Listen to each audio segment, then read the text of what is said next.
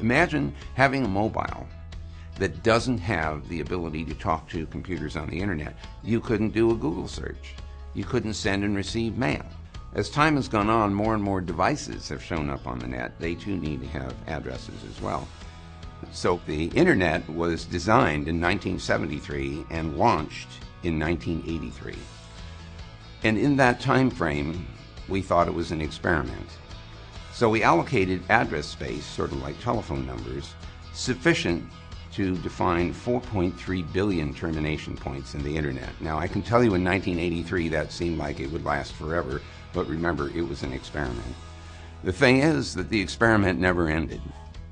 In 1996, we designed a different format for internet packets called IPv6. It has 128 bits of address space, translating that it's 3.4 times 10 to the 38th addresses. Okay, I'll translate again. 340 trillion addresses. There are already 5.5 billion mobiles in the world. If they all had internet addresses, it would exhaust instantly the IPv4 address space, which, as I said before, is only 4.3 billion addresses. So 16 years later, not only have we run out of IPv4 address space, but we're also now absolutely compelled to implement the new one so we can continue to grow the network.